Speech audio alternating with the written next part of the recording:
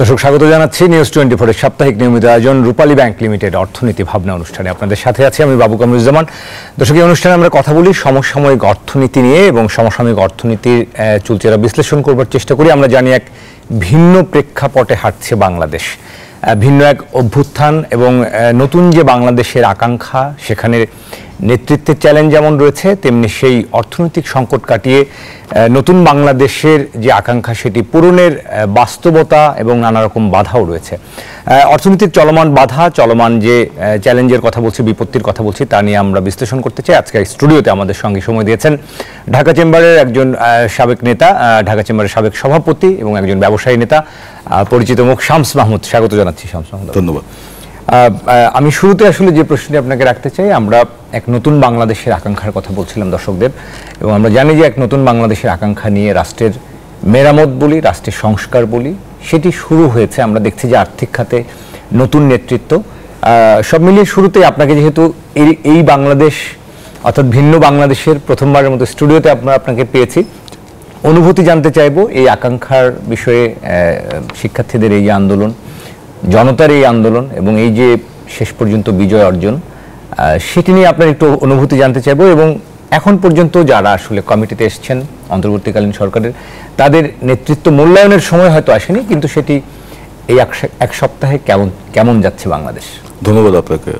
প্রথমেই স্মরণ করতে চাই আমি যারা শহীদ হয়েছে এই আন্দোলনে এবং যারা আহত হয়েছে, ওনাদের প্রতি আমি আশা করব যে দ্রুত সময়ে যাতে ওনারা সুস্থ হয়ে আসে। এবং দেখেন, এইখানে একটা জিনিস আমরা অনেক ডিসকাশন করছি, কিন্তু উই হ্যাভ টু অ্যাড্রেস একটা ইম্পর্টেন্ট জিনিস, যে আন্দোলন হয়েছে, আগেও হয়েছে আন্দোলন, কিন্তু সাকসেসফুল হয়নি। কী জন্য সাকসেসফুল হয়নি? কারণ বাংলাদেশে আমরা যেটা মনে করি, আমি ব্যক্তিগতভাবে যেটা মনে করি, যে ধরেন 70% মানুষ কিন্তু নিউট্রাল, হ্যাঁ, যারা চুপ করে থাকে সবসময়, কোনো পক্ষের তারা কোনো রাজনৈতিক দলের সাথে কোনো ইয়ে নেই, ওনারা নিউট্রাল থাকে, সাইলেন্ট মেজরিটি। ওনারা কিন্তু কখনো রাজনৈতিকভাবে যখন আমরা দেখেছিলাম যে ধরেন আন্দোলনগুলো হতো, ওটার কোনো রেজাল্ট আসেনি।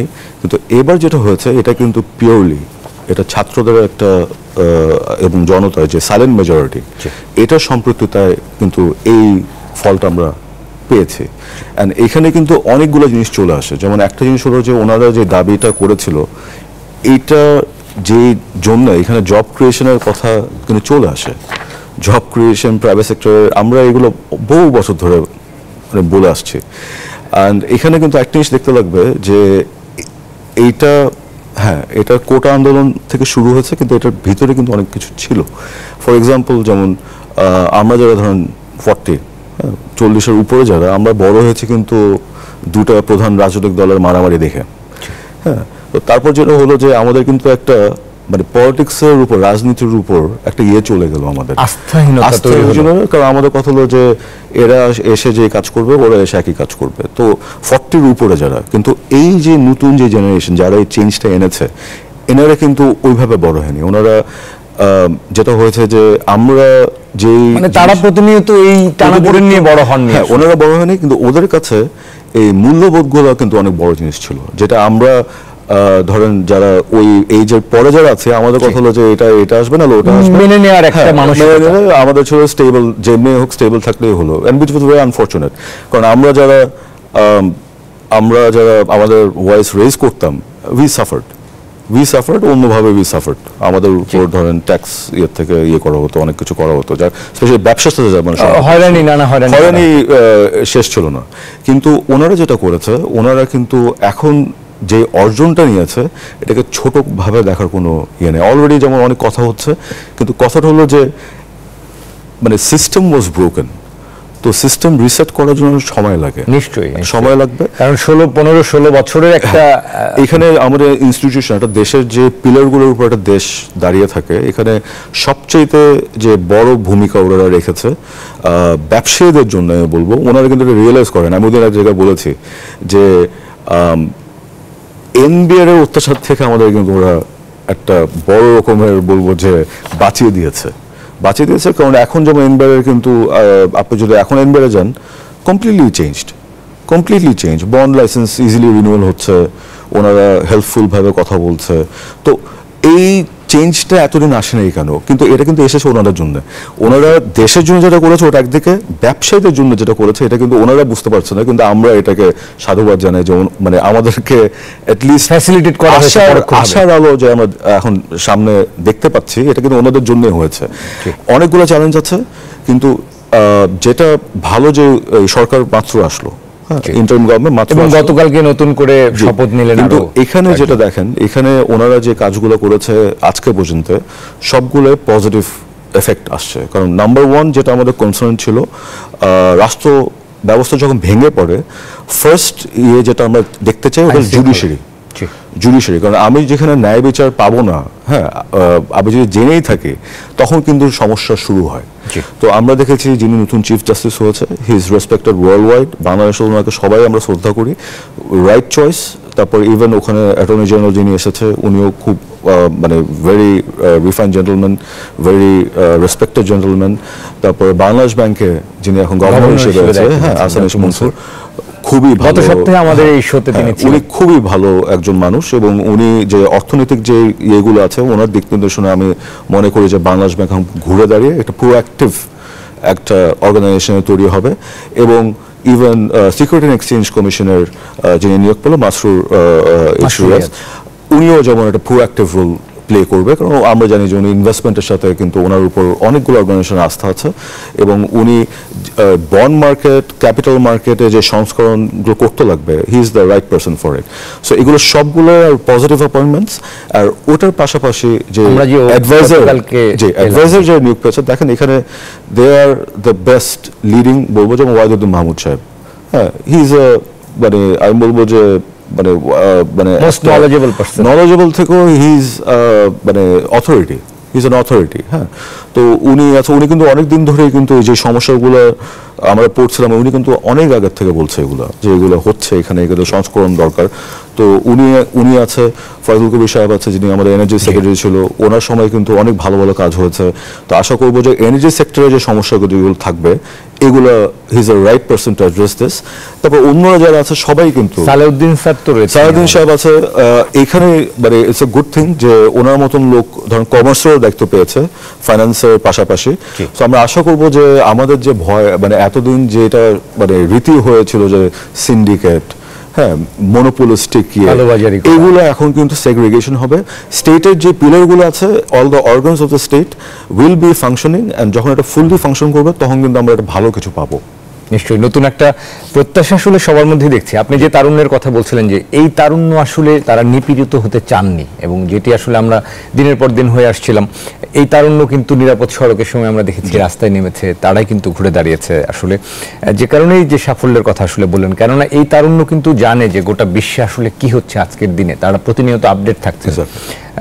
সো তাদেরকে আসলে পেছনে হটাবার চেষ্টা করে লাভ নেই। আমরা যদি একটু বলি যে আর্থিক খাতের, আমরা ডক্টর মনসুরের কথা বলছিলাম, এই মুহূর্তে আসলে আইন শৃঙ্খলা রক্ষা করার চেষ্টা করছেন অন্তর্বর্তীকালীন সরকার সবার আগে। এর পাশাপাশি অর্থনৈতিক কোন চ্যালেঞ্জগুলো দেখছেন যেগুলোতে আসলে অগ্রাধিকার ভিত্তিতে? আহসান মনসুর স্যার গত সপ্তাহে এসে বলছিলেন যে সরকারের 100 দিনের একটা রোডম্যাপ হওয়া দরকার, যে এই 100 দিন আমি এই কাজগুলো করতে চাই, এই সংস্কারগুলো করতে চাই। আপনার কাছে যদি মনে হয় যে এই মুহূর্তে ব্যবসায়ী হিসেবে সবথেকে জরুরি সংস্কার আর্থিক খাতে কোন কাজগুলো অগ্রাধিকার পাওয়া উচিত? আর্থিক খাত যদি বলেন, এখানে ফার্স্টে আসবে rule of law, accountability, transparency. যেমন আজকে সংবাদপত্রে একটা যেটা দেখলাম যে অনেকগুলো ব্যাংক ওয়ার ফোর্সড, হ্যাঁ, ধরেন বন্ডে সাবস্ক্রাইব করার জন্য। তো এখন দেখেন, মানে আমাদের যেটা সমস্যা ওটা হলো যে যখন কোনো কিছু ভুল করি তখন আমি বলি যে আমাকে ফোর্স করা হয়েছিল। তো আমি ওই চেয়ারে আমি বসলাম কেন? এইটার একটা অ্যাকাউন্টেবিলিটি লাগবে। বিকজ আপনি আমাকে একটা মানে দায়িত্ব দিয়ে আমাকে একটা চেয়ারে বসালেন, এখন ওখানে আমি সব কিছু খারাপ জিনিসকে জায়েজ করে দিলাম, সাইন করে করে সব করে দিলাম। ফাইন্যান্সিয়াল সেক্টরে যে ক্ষতিগুলো হয়েছে, এখানে টাকাগুলো কার? প্রথমে we have to ask this question. Bank যদি বলেন ডিপোজিটারের টাকা, হ্যাঁ, আর যদি সেন্ট্রাল ব্যাংকে বলেন জনগণের টাকা। তো এইটার মিসইউজ যারা চেয়ারে বসে করেছে, they have to be answerable first. কারণ আপনি এখন বললেই তো হলো না যে আমাকে ফোর্স করতে হবে, রিজাইন করতেন। তো এই জিনিসগুলো নিডস টু বি অ্যাড্রেসড প্রথমে আমি বলবো। অ্যান্ড চ্যালেঞ্জ আসবে, চ্যালেঞ্জ যেটা আসবে যে এক নম্বর হলো যে আপনার সাপ্লাই চেইন।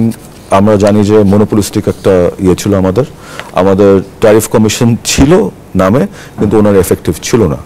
হ্যাঁ, সো আনফর্চুনেটলি যেটা হয়েছে এখানে মনোপলিস্টিক কিছু অলিগার্গের মতন কোম্পানি কন্ট্রোল করতো আমাদের কমোডিটি ট্রেড স্পেশালি। তো ওইখানে ওনারা যেটা করতো যে ওনারা ইম্পোর্ট এলসি খুলে ইম্পোর্ট করার পরে ওই পেমেন্টগুলো ঠিক করে করতো না ব্যাংকে। তো ওইটা তো এখন করা যাবে না। তো এইখানে ইম্পোর্ট বেসড যে আইটেমগুলো আছে, এডিবল অয়েল থেকে চিনি যা আছে, এখানে একটা সমস্যা আমরা দেখতে পাচ্ছি সামনে আসবে। অলরেডি মার্কেটে একটু ইনফ্লেশনের এফেক্ট কিন্তু আসছে। আর ব্যাংকিং খাত নিয়ে নিশ্চয়ই বলবেন যে একটা বড় ব্যাংকিং খাতে তো রিফর্ম লাগবে। এখানে একটা যেমন আমরা অনেক দেশের কথা বলি, একটা মিনিমাম মানে আমি ধরেন আমার বাবা ব্যাংকের ইয়ে করলো, জাস্ট ওনার ছেলে দেখে আমি ডিরেক্টর হতে পারবো না। আবার কোয়ালিফিকেশন, আমার মিনিমাম এখানে একটা জিনিস লাগবে যে একটা এডুকেশনাল কোয়ালিফিকেশন লাগবে। কারণ আমি যখন ডিপোজিটরের টাকা, এটা তো আমার টাকা না, এটা ডিপোজিটরের টাকা।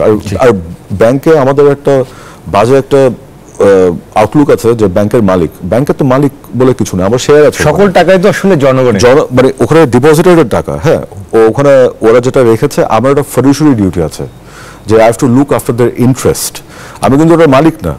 হ্যাঁ, সো এই জিনিসগুলো কিন্তু আমাদের এই প্রিন্সিপাল অফ এথিক্স, তারপর ট্রান্সপারেন্সি, আনসারেবিলিটি, এগুলো স্ট্যাবলিশ যতদিন ধরে না হবে, ব্যাংকিং সেক্টরের যে রিফর্মের কথাগুলো বলছি, এটা আগামী 10 বছরে একই কথা বলবো। So this is the right time, this is the opportunity time. একটা ক্লিন স্লেট এসেছে, আমরা যে চেঞ্জগুলো চাই এগুলো এখানেই করতে লাগবে। এবং এইখানে একটা জিনিস আছে যে রিফর্মগুলো ক্যারি আউট হবে, এইটা আমরা কিভাবে দেখতে চাই। এটা কি এই সরকার রিফর্ম শেষ করে ইলেকশন দিবে, নাকি একটা পলিটিক্যাল গভর্নমেন্ট এসে এই কাজগুলো শেষ করবে? এইটা আমাদের সামনে আমার মনে হয় বড় একটা। কিন্তু আমি ব্যক্তিগতভাবে মনে করি যেহেতু এটা একটা বিপ্লব হয়েছে এখানে যেমন আমাদের দুজন অ্যাডভাইজার স্টুডেন্টদের থেকে এসেছে, অ্যান্ড ওনারা কিন্তু যে মন্ত্রণালয়গুলো পেয়েছে, ওরা কিন্তু আমরা যারা ইউথ বলবো, হ্যাঁ, ওদের যে আকাঙ্ক্ষা, যেমন আইসিটি বলে, সেটার প্রতিফলন নিশ্চয়ই এইটা কিন্তু একটা ডাইনামিক, একটা চেঞ্জ, ডাইনামিক শিফট আমি আশা করি। হ্যাঁ, আমরা এটা প্রতিফলন দেখতে পারবো। এটা অলরেডি আপনি দেখতে পাচ্ছেন নিউজ পেপারে আগে যে কার্টুনগুলো ব্যান করা হয়েছিল, সেটা কিন্তু আসছে, ওটা কিন্তু আসছে।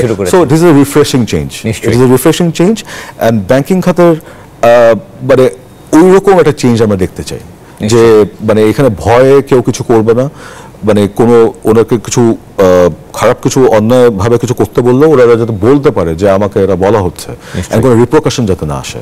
আর বড় আশাবাদের জায়গায় যে আমরা ডক্টর মনসুরের মতো মানুষকে বাংলাদেশ ব্যাংকের গভর্নর হিসেবে পেয়েছি, সালাউদ্দিন স্যারের মতো এলিজিবল পার্সনকে আমরা এখন যেহেতু অর্থ উপদেষ্টা হিসেবে পেয়েছি, আশা করি বড় চেঞ্জ আসবে। এবং সবাই আসলে এই প্রত্যাশাটা করছেন, যদিও এক সপ্তাহে আসলে তাদেরকে মূল্যায়ন করা উচিত নয় এই মুহূর্তে, আমাদের করার সুযোগ সময় আসেনি এখন। শামসুল মাহমুদ, আমরা আরো কথা বলতে চাই আর্থিক খাতের নেতৃত্ব নিয়ে, আর্থিক খাতের চ্যালেঞ্জ নিয়ে। একটা ছোট্ট বিরতি নেবার সময় হয়েছে। দর্শক, অর্থনীতি ভাবনা অনুষ্ঠানে আমরা কথা বলছি সমসাময়িক অর্থনীতি নিয়ে, আরো কথা বলবো একটা ছোট্ট বিরতির পর। আশা করি আলোচনার সাথে থাকবেন। দর্শক, বিরতির পর আবারও স্বাগত। সাপ্তাহিক নিয়মিত আয়োজন অর্থনীতি ভাবনা অনুষ্ঠানে আপনাদের সাথে আছে আমি বাবু কামরুজ্জামান, এবং স্টুডিওতে আজকে আমাদেরকে সময় দিয়েছেন একজন ব্যবসায়ী নেতা, ঢাকা চেম্বারের সাবেক সভাপতি জনাব শামস মাহমুদ। আরো একবার স্বাগত। শামস মাহমুদ, আমরা যে আলোচনায় ছিলাম যে আর্থিক খাতে নেতৃত্ব নিয়ে আমরা কথা বলছিলাম, যে অনেকগুলো আর্থিক খাতে বিশেষ করে আমরা অনেক বেশি যোগ্য এবং পরিচিত মুখ পেয়েছি, যাদের হাত ধরে আসলে আর্থিক খাত বদলে যাবে আশা করছি। আমরা দেখলাম ইসলামী ব্যাংকের পর্ষদ ভেঙে দেওয়ার কথা বলা হয়েছে। মোটা দাগে আসলে অনেকগুলো ব্যাংক রেড জোনে অবস্থান করছিল, অনেকগুলো ব্যাংক আসলে বন্ধ হয়ে যাওয়ার উপক্রম, রুগ্ন ব্যাংক। কেউ কেউ বলছেন এই ধরনের রুগ্ন ব্যাংক করের টাকায় বাঁচিয়ে রাখার কোনো যৌক্তিকতা নেই। আপনার কাছে আসলে কি মনে হয়, ব্যাংক বন্ধ করে দেয়া একটা সমাধান, নাকি আসলে গভর্নরকে এটা নতুন করে ভাববার সুযোগ আছে, অর্থ উপদেষ্টাদেরকে ভাববার সুযোগ আছে ব্যাংকগুলোকে আসলে কিভাবে পুনরুদ্ধার করা যায়, অথবা গ্রাহকদের যেহেতু এখানে একটা ক্ষতি হবার আশঙ্কা থেকে যায়? না, এখানে দেখেন এইটা একটা will B A difficult job.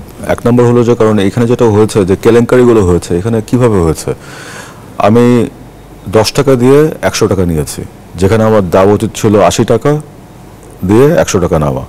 তো অলরেডি কিন্তু ডিপোজিটের ক্ষেত্রে মানে সিকিউরিটি অ্যাসপেক্টে দেয়ার ইজ আ প্রবলেম, যেটা আমরা এখনই দেখতে পাচ্ছি। তারপরে এখানে ফিকটিশিয়াস কোম্পানি, যে কোম্পানির অস্তিত্বও নেই। হ্যাঁ, ধরেন আমি আমার মালি দারওয়ান ওদের নামে আমি লোন নিয়েছি, এখন ওগুলো আনসিকিউরড লোনস। তো এই জিনিসগুলো will be an issue. But এখানে যেহেতু ওয়াহিদুদ্দিন মাহমুদ সাহেবের মতন লোক আছে প্ল্যানিং ইয়েতে, যিনি দায়িত্ব নিয়েছেন, সালেউদ্দিন সাহেবের মতন লোক আসছে, আসান ইসমুসের মতন লোক আছে, আমরা আস্থা রাখতে পারি যে এই সংস্কারগুলো দ্রুত সময় না হলেও ওরা একটা লং টার্ম একটা রিফর্মের নিবে, যেখানে দে উইল মেক শিওর যে সাধারণ যারা ডিপোজিটর ওনারা যাতে ক্ষতিগ্রস্ত না হয়। তো এটা আমরা আশা করতে পারি। এবং এইখানে কিন্তু সামনে অনেকগুলো চ্যালেঞ্জ আসছে কিন্তু আমাদের, অনেকগুলো মানে ব্যবসার ক্ষেত্রে, কারণ এভরিথিং ইজ লিঙ্কড। ফাইন্যান্সিয়াল সেক্টরে অ্যাজ ইট ইজ আমরা দেখছি যে মানে অলমোস্ট ধ্বংসর মতন করে মানে করা হয়েছে। কিন্তু সামনে যেটা হবে যে আমাদের এক্সিস্টিং বিজনেসের যে প্রভাবটা আছে, এই আন্দোলনের সময় যে এফেক্টটা আছে, এটা কিন্তু সামনে এসে আবার পড়বে। তো এখন ওইটা মিটিগেশন কিভাবে দ্রুত সময়ে করা যায়, এটা কিন্তু শুড বি প্রায়োরিটি। জি, এখন আসলে একজন ব্যবসায়ী হিসেবে আপনাদের কাছে কি মনে হচ্ছে যে ব্যবসার তো নানা রকম ক্ষতি হয়েছেই, এখন সেটি আসলে গতি ফিরতে শুরু করছে কিনা, বা আপনাদের বায়ার যারা রয়েছেন দেশের বাইরে, তাদের জায়গায় ডক্টর মনসুর একটা কথা বলেছিলেন যে কোনো ক্রিয়েটিভ ডিস্ট্রাকশনের পরে সেখানে নতুন করে আবার কিছু তৈরি হয়, সুযোগ তৈরি হয় এবং সেখানে ভাবমূর্তি প্রতিষ্ঠা করা সহজ হয়। সেটি আসলে আমাদের বৈশ্বিক ভাবমূর্তির জায়গাটা এখন আস্তে আস্তে একটু শিথিল হচ্ছে কিনা, বা তাদের আস্থার জায়গাটা তৈরি হচ্ছে কিনা। না, এখানে দেখেন শর্ট টার্মে এটা বলা কঠিন, শর্ট টার্মে এফেক্ট। কারণ গত মাসের জুলাই মাসের কথা যদি বলি, জুলাইয়ের যে আন্দোলন সময়কালীন যে জিনিসটা, একটা দেশে কিন্তু অনেক কিছু হয়, মানে একটা সাপ্লাই চেইন ইয়ে করতে, যেমন ডিজেল জ্বালানি ইম্পোর্টের ক্ষেত্রে যে ডিসিশনগুলো ছিল, আমরা কিন্তু এখনো জানি না যে ওগুলো আমদানি হয়েছিল নাকি। হ্যাঁ, এক নম্বর। দুই নম্বর হলো যেখানে ধরেন চাষ করার জন্য ধরেন যে ডিজেলটা লাগবে, সরবরাহ ঠিক করে হয়েছিল নাকি। হ্যাঁ, তারপর যে বীজ, এইসব জিনিস কিন্তু একটা এফেক্ট সামনে আসবে এটার। হ্যাঁ, অ্যান্ড যেটা হচ্ছে যে ব্যবসা যারা করি, এটা এসএমই বলেন, এক্সপোর্ট ওরিয়েন্টেড বলেন, সবাই একটা সাইকেল দিয়ে ব্যবসা করি কিন্তু আমরা। এখানে সবচেয়ে মানে ক্ষতিগ্রস্ত আমরা যেটা মনে করি ওটা হলো যে যেটা হবে, দুটা ঈদের মাস গেল কিন্তু আমাদের এই বছর কয়েকদিন পর পর, তো তখন বোনাসের কোয়েশ্চেন চলে আসছিল। তো বোনাস দেওয়ার পর কিন্তু সবাই জুন মাসেই কিন্তু আমরা ধরেন দেখছিলাম যে একটা ওয়ার্কিং ক্যাপিটাল শর্টেজের মধ্যে সবাই পড়েছিল। হ্যাঁ, তখনই কিন্তু সমস্যা হচ্ছিল। তারপর ধর আন্দোলন শুরু হলো, তো তখন তো কেনা বেচা হয়নি। তো ওই প্রতিষ্ঠানগুলোর কি হবে? ওখানে এখন সামনে যে স্যালারি দেওয়ার সময়, এইবার যেমন স্যালারি দেওয়ার সময় কিন্তু অনেক একটু প্রবলেম হয়েছিল, কিন্তু সামহাউ উই ম্যানেজ। কিন্তু আগামীতে স্যালারি দেওয়ার সময় কি হবে? তো এইখানে কিছু পদক্ষেপ সরকার নিতে লাগবে, যেমন একটা লো কস্ট ইয়েতে ধরেন একটা পুনর্দনের মতন যদি দেয় মানে সবাইকে, যে at least salary payment back by asset, আমি একটা ট্যাঞ্জেবল অ্যাসেট দিয়ে ওই লোনটা ধরেন আমাকে দিল, হ্যাঁ, লো কস্ট, তো আমি অ্যাটলিস্ট স্যালারি দিয়ে আমার ব্যবসা প্রতিষ্ঠানকে টিকে রাখতে পারি। এটা এসএমই বলেন, একটা মানে ছোট দোকান বলেন, সবার জন্য যেটা করা হয়। তারপর আরেকটা যেটা হলো যে আপনার যেহেতু একটা প্রভাবটা আসবে, কেনা বেচা হয়নি, আবার এক্সপোর্টের ইন্ডাস্ট্রি ঠিক করে এক্সপোর্ট করতে পারেনি, ইউটিলিটি বিল যেটা আছে আমাদের, গ্যাস বিল, ইলেকট্রিসিটি বিল, এইটার একটা ইয়ে করতে লাগবে যে ধরেন আগামী 3 মাসে যদি আমার যদি বকেয়া হয়ে যায়, লাইন যাতে না কাটে, বিচ্ছিন্ন যাতে না করে, এই সময়টা যাতে দিক। আর যে বিলটা হয়েছে এটা আমি ইনস্টলমেন্টটা আমি পে ব্যাক করবো। আমি কোনো মৌখিক বলছি না, যে মাফ করে দিতে বলছি না, আমরা পে ব্যাক করবো একটা টাইম ফ্রেমের মধ্যে দিয়ে দিব আমরা। তারপরে যেটা আসছে যে আপনার ধরেন ওই যে ইলিগাল গ্যাস কানেকশন যেগুলো ছিল, এইগুলো হ্যাজ টু একটা ড্রাইভ দেওয়া উচিত। এখন যেহেতু ফয়জুল সাহেব আছে, ওনার ওই স্ট্রেংথটা আছে, আমরা মনে করি যে উনি এটা করতে সাহস পাবে এবং উনি করবে, এটা করে দেখিয়ে দিবে। এটা করলে কিন্তু আমাদের যে সমস্যা, গ্যাসের যে সমস্যা, এক্সপোর্টেড স্পেশালি, এটা অনেকটাই সমাধান হয়, কিছুটা হলেও একটু রেহাই পাবো আমরা। এবং তারপর একটা জিনিস যেটা হলো যে সাপ্লাই চেইন, অলরেডি কিন্তু দেখেন যে চাঁদাবাজির কত বড় একটা এফেক্ট ছিল, এটা কিন্তু এখন আমরা বুঝতে পারছি। নিশ্চয়ই, হ্যাঁ, স্টুডেন্টদের জন্য কিন্তু চাঁদাবাজি বলবো অলমোস্ট বন্ধ হয়ে গেছে। আসার সময় ঢাকা, সেটা কিন্তু ব্যবসার পরিচালন খরচ অনেকটা কমে গেছে। এখন কিন্তু একটা ভালো একটা অপরচুনিটি টাইম যে সাপ্লাই চেইনটা ঠিক করা। এবং এখানে আমার মনে হয় যে মানে যদিও আন্ডার হোয়াট অথরিটি আমি জানি না, বাট এখানে একটা মানে বিপ্লব হয়েছে, আই থিঙ্ক স্টুডেন্টদের কিন্তু এটা মনিটর করা উচিত। They should be included in this, কারণ ওরা কিন্তু এখন করাপ্টেড হয়নি, যেটা অন্যরা হয়ে গেছে আনফর্চুনেটলি। সো ওদের কিন্তু এখনো, আর এটার একটা ভালো একটা এক্সাম্পল কি, জাতীয় দলের ক্রিকেট টিম যখন দেখেন যারা বড় হয়ে যায় ওনারা কিন্তু টাকার লোভে অনেক চেঞ্জ হয়ে যায়, কিন্তু আন্ডার-19 যে টিমগুলো থাকে ওরা কিন্তু মানে দেশের জন্য খেলে। তো আমি মনে করি স্টুডেন্টরা কিন্তু এরকম একটা ভূমিকা রাখবে, যে ওনারা এখনো দেশের আইডিয়ালিস্টিক আছে দেখে ওনারা কিন্তু সঠিক কাজটা করবে, এবং যেখানে দেখবে যে অন্যায় হচ্ছে ওনারা কিন্তু প্রতিবাদ করবে।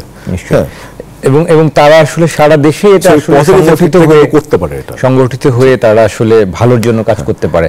সাধারণত আমরা এলডিসি গ্রাজুয়েশনের একটা অর্থাৎ আমাদের যে লক্ষ্য ছিল, অর্থাৎ পতন হয়ে যাওয়া আওয়ামী সরকারের একটা লক্ষ্য ছিল, ব্যবসায়ীদের মধ্যে সেটা আমরা খুব দেখতে পেয়েছি যে এক ধরনের যে এত দ্রুত আসলে এলডিসি গ্রাজুয়েশন, এখন সেটা নিয়ে আবার কথা হচ্ছে। আমরা এই এলডিসি গ্রাজুয়েশন আদৌ কি আসলে লোক দেখানোর জন্য করাটা জরুরি, নাকি আমাদের আসলে যথেষ্ট প্রস্তুতি নিয়ে করা জরুরি, সেই বিষয়গুলো নিয়ে আপনার কাছে একটু জানতে চাইবো। তার আগে আমরা আরেকটা ছোট্ট বিরতি থেকে ফিরে আসি। আমাদের বিরতির সময় হয়েছে। দর্শক, অর্থনীতি ভাবনায় আজকে আমাদের সঙ্গে শামস মাহমুদ রয়েছেন, ঢাকা চেম্বারের সাবেক সভাপতি এবং শাসা ডেনিমস লিমিটেডের ব্যবস্থাপনা পরিচালক। আমরা আরো কথা বলবো ছোট্ট আরেকটা বিরতির পর, আশা করি সাথেই থাকবেন।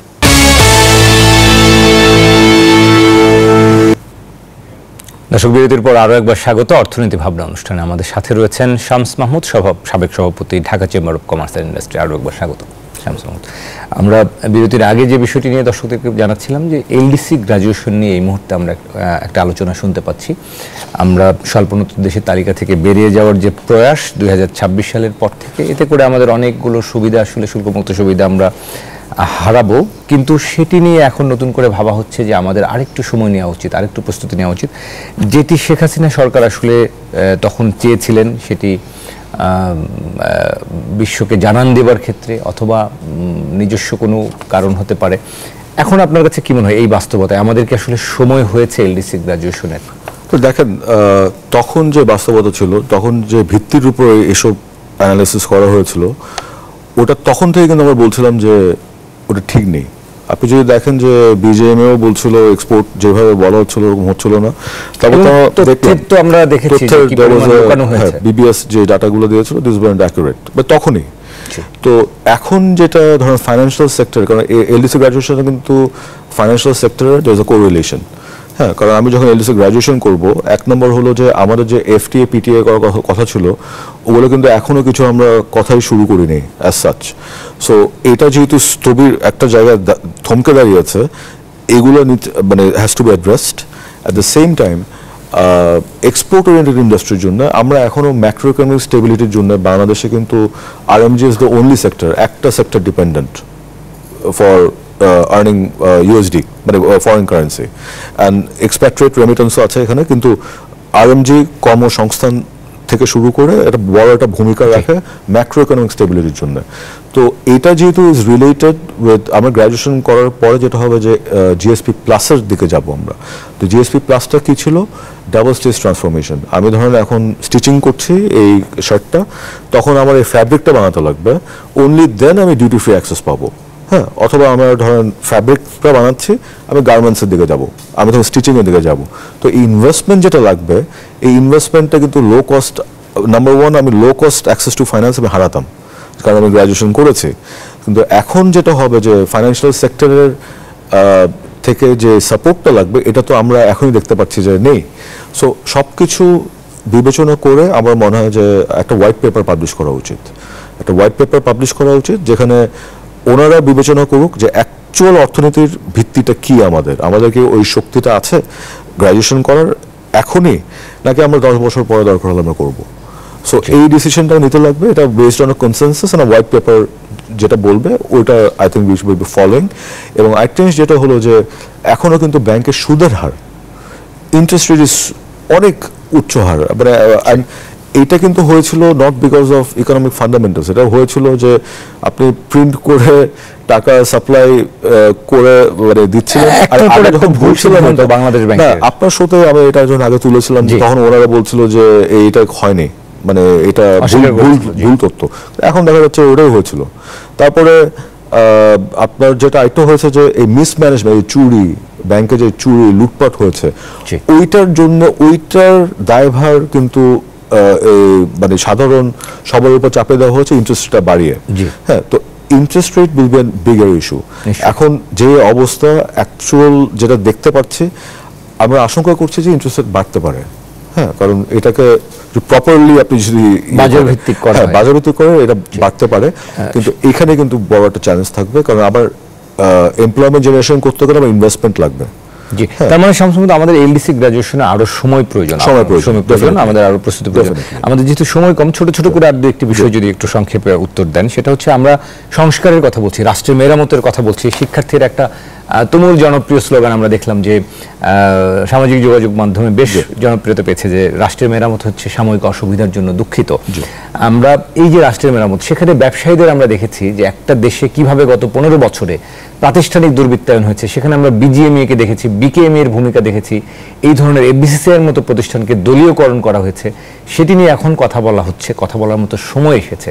আপনি মনে করেন কিনা যে এই প্রত্যেকটি ব্যবসায়ী চেম্বারগুলোকে হস্তক্ষেপ মুক্ত করা, শতভাগ নির্মোহভাবে আরেকটু চিন্তা করার সময় এসেছে? ডেফিনেটলি এখানে একটা জিনিস যেটা করতে লাগবে, এটা আমার পার্সোনাল ওপিনিয়ন, ওটা হলো যে অন মেরিট আমি যদি সত্যিকার ব্যবসায়ী হই, ব্যবসায়ীদের ব্যবসা না করি আমি, এটা হলো নাম্বার ওয়ান।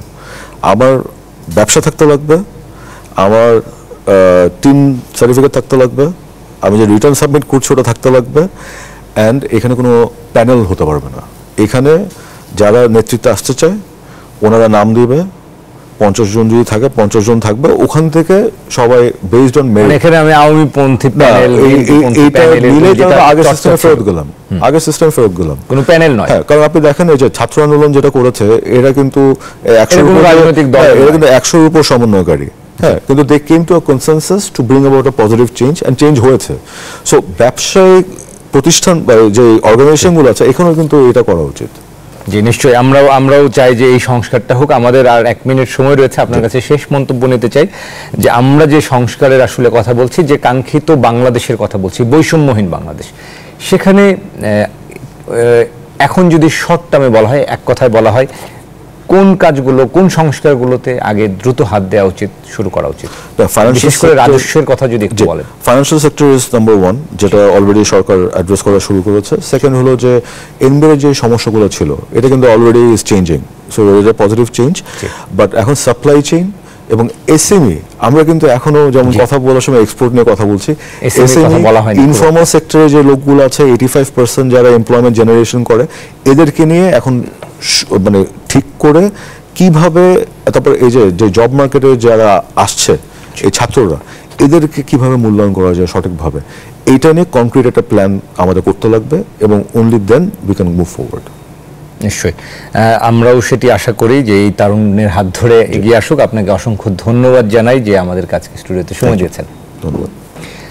দর্শক, আমাদের সাথে শামস মাহমুদ ছিলেন, ঢাকা চেম্বারের সাবেক সভাপতি, একজন ব্যবসায়ী নেতা। আমরাও আশা করব তারুণ্যের হাত ধরে এই যে অভ্যুত্থান হয়েছে, সেই বাংলাদেশ যেন ইতিবাচক বাংলাদেশ হয়ে গড়ে ওঠে, বিশ্বব্যাপী যে ইতিবাচক ভাবমূর্তি, সেই ভাবমূর্তি ফিরে আসে, এবং বৈষম্যহীন বাংলাদেশের যে আকাঙ্ক্ষা, এই নেতৃত্বের হাত ধরে সেটি যেন পূর্ণতা পায়, সেই প্রত্যাশায় আজকের মতো অর্থনীতি ভাবনা শেষ করছি। আগামী সপ্তাহে নতুন অতিথি নিয়ে আবারও দেখা হবে। আপনারা সবাই ভালো থাকুন, সুস্থ থাকুন, নিরাপদে থাকুন।